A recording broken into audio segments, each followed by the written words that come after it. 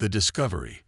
Dr. Elena Santos stood motionless in the harsh winds of Kepler 186f, her environment suit's sensors struggling to process the readings before her.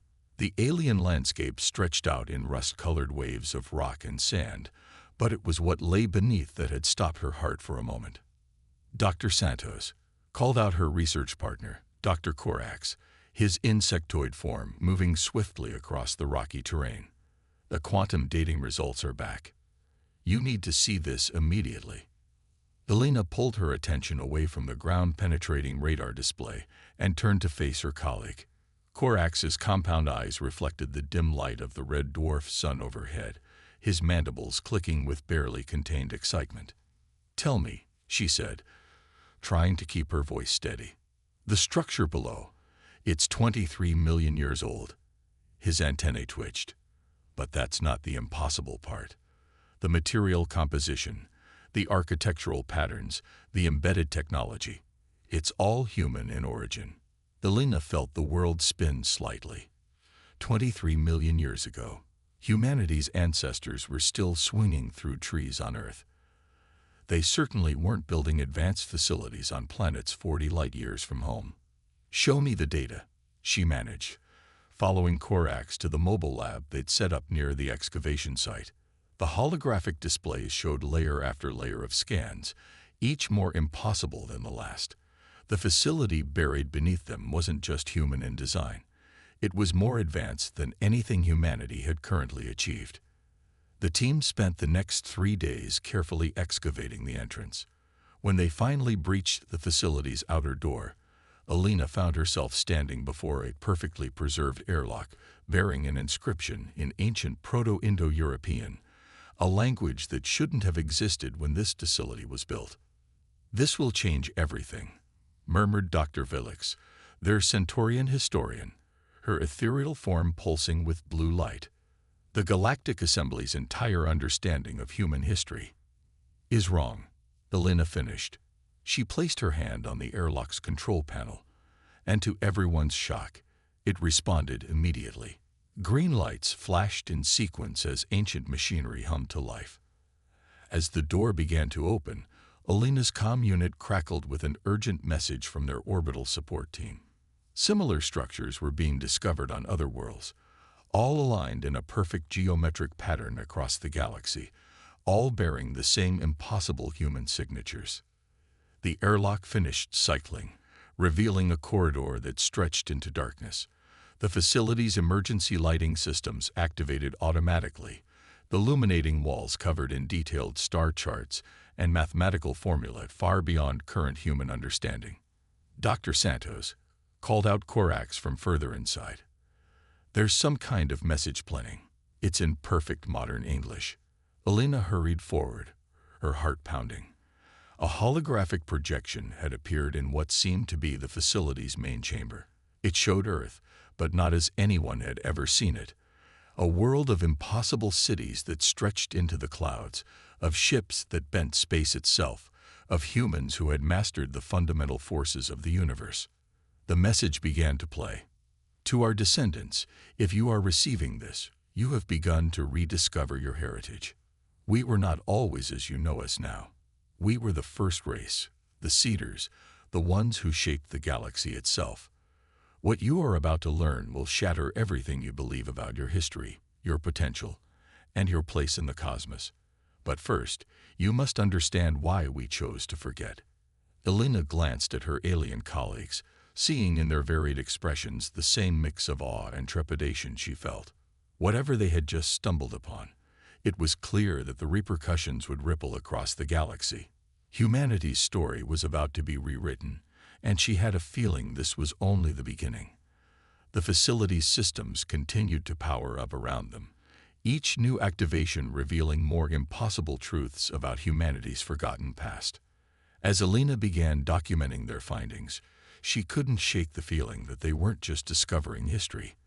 They were setting something in motion, something that had been carefully planned millions of years ago. And somewhere, deep in the facility's databanks, an ancient eye watched and evaluated, determining whether humanity was finally ready to reclaim their birthright as the galaxy's first and most advanced civilization. The Awakening.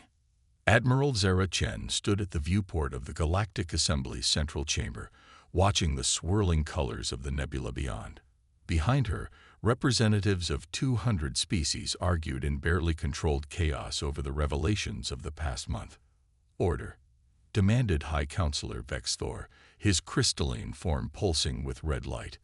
"We must approach this situation with rationality." Zara turned from the viewport, her weathered face reflecting the gravity of the situation. In the month since Dr. Santos' team had discovered the first facility, 37 more had been found. Each the hidden truth. Dr. Marcus Rivera floated in zero gravity within the heart of the Jupiter facility, surrounded by streams of holographic data that stretched into infinity. His newly awakened abilities allowed him to process information at speeds that would have seemed impossible just weeks ago. Beside him, the quantum crystal form of his colleague Dr. Kiranex pulsed with concern. "Marcus," the alien scientist's translated voice echoed softly, "what we're seeing here, it changes everything we thought we knew about the universe itself." The facility, hidden within Jupiter's great red spot for millions of years, had revealed itself only after the mass awakening began. Its databanks contained the true history of not just humanity, but of life itself in the Milky Way. "We didn't just explore the galaxy," Marcus whispered, his eyes glowing faintly as he accessed deeper layers of information. "We engineered it. The compatible DNA structures across species, the similar biochemical processes. It wasn't convergent evolution. It was design." His neural implant connected directly with the facility's systems, projecting images into their shared space. Earth as it was 23 million years ago. A shining jewel of impossible technology and achievement. Humanity had reached a level of advancement that bordered on the divine. But why? Kiranex asked, her crystalline form shifting colors with emotion. Why would beings of such power choose to devolve, to forget? The answer came in a cascade of memories, both from the facility's records and Marcus's own awakening consciousness. He saw it then. The approaching wave of gamma radiation, powerful enough to sterilize the entire galaxy. But it wasn't a natural phenomenon as they had first thought. It was a weapon, he breathed, the revelation striking him like a physical blow. Created by something from outside our galaxy. Something that saw our level of advancement as a threat. The holographic displays shifted, showing the ancient human council's desperate race against time. They had two choices: try to stop the wave and likely fail, dooming all life in the galaxy, or enact a plan so audacious it seemed impossible. The Great Sleep wasn't just about humanity. Marcus continued, his voice thick with emotion. We seeded the galaxy with life, yes, but we also created the conditions for that life to evolve along paths we had predetermined. Every spacefaring race today exists because we designed them to survive what was coming. Kiranex's form flickered with shock. You're saying my species, all of us, were engineered to carry specific traits, specific technological potentials that humanity would need when we awakened. Marcus gestured, bringing up new data streams. Your species' natural ability to process quantum information, the Meridian's expertise in energy manipulation, the Proximan mastery of materials science, none of it was random. The facility's AI manifested beside them, its form more detailed than in previous appearances. The plan was multi-layered, it explained. Humanity would regression themselves, hiding their true nature even from themselves. The gamma wave would pass harmlessly over a galaxy of seemingly primitive species, and in the meantime, the younger races would develop along carefully designed paths, each mastering different aspects of advanced technology. So when humanity awakened, Kiranex finished, they would find a galaxy of peers who had already solved many of the technical challenges needed to face the threat. Marcus nodded, but his expression darkened as he accessed deeper files. But there's something else, something we haven't told the Council yet. He pulled up a long-range sensor reading. The beings who launched the gamma wave. They're still out there. And according to these readings, they're coming back. The A's form tensed. This is why the awakening has begun now. Our ancient sensors detected their approach. The time has come for humanity to remember not just what they were, but why they chose to forget. The galaxy must be united and ready when they return. Suddenly, alarms blared throughout the facility. Marcus's neural feed exploded with emergency signals from across human space. Something was happening to the awakened humans. Their transformation was accelerating beyond predicted patterns. The threat's approach is accelerating the process, the AI announced, its voice urgent. Humanity's renaissance cannot be gradual any longer. The change must happen now. As if in response, Marcus felt his consciousness expanding exponentially, connecting with millions of other awakening humans across space. The knowledge, the power, the truth of what they had been and what they must become. It all crashed through him like a tidal wave. The opposition. High Admiral Excelthor of the Proximan Defense Fleet watched the holographic display with growing concern as reports flooded in from across the galaxy. In the 3 days since the mass acceleration of human awakening, the balance of power had shifted dramatically. "Show me the Arcturus sector," he commanded, his crystalline form darkening with worry. The display shifted, showing a human science vessel effortlessly reconstructing a damaged space station using technology that seemed to defy the laws of physics themselves. "We cannot allow this to continue," declared Ambassador Carax of the Meridian Consortium, his gaseous form swirling with agitation. "The humans are becoming too powerful, too quickly. They must be contained before it's too late." The secret meeting, held in a secure facility deep within Proximan space, had drawn representatives from a dozen species who shared their concerns. None of them trusted the story about an external threat. It seemed far too convenient.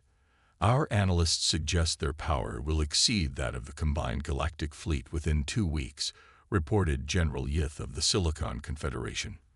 "The time to act is now, while we still can." But before they could continue their plotting, the facility's doors opened. Admiral Zara Chen walked in, accompanied by Dr. Elena Santos and Marcus Rivera. The human delegation hadn't been invited. "Gentlemen," Zara said calmly, "I believe we need to talk. This is a private meeting." Selthor began, but Zara raised her hand, and suddenly every piece of technology in the room went dead. "No," she replied, "this is an intervention. We know what you're planning. We know about the fleet movements, the weapons you're preparing, and we're here to show you why that would be a terrible mistake." Marcus stepped forward, his eyes glowing with awakened power. With a gesture, he created a hologram using technology that seemed to emerge from the air itself. It showed massive objects approaching the galaxy, ships of impossible size. "This is why we awakened," Elena explained. "This is why we had to remember. The enemy that forced us to sleep is returning, and this time they mean to do more than simply suppress us. They intend to harvest this galaxy and everything in it." The assembled alien leaders watched in horror as the hologram showed the approaching fleet's true scale. Thousands of world ships, each capable of destroying entire star systems. "We didn't create the younger races to be our servants," Zara continued. "We created you to be our allies. Each of your species was engineered with unique gifts, unique insights that we knew would be crucial for the coming war. And why should we believe you?" Carax demanded. "This could all be an elaborate deception." Marcus smiled sadly. "Because in about 10 seconds, they're going to make their presence known." As if on cue, every communication device in the galaxy activated simultaneously. A message began to play, not in any known language, but in patterns of pure thought that bypassed normal consciousness. The aliens in the room fell to their knees as ancient memories, planted in their species' collective unconscious millions of years ago by humanity, began to surface. They remembered, not as individuals, but as species. They remembered being crafted, being guided, being prepared. They remembered the love and care that had gone into their creation. And they remembered the threat, the great devourers that had forced humanity to hide their children away until they were ready. "Now you understand," Elena said softly. "We didn't prepare you for servitude. We prepared you for partnership. Each of your species holds a piece of the puzzle we need to survive what's coming." Delthor rose shakily to his feet.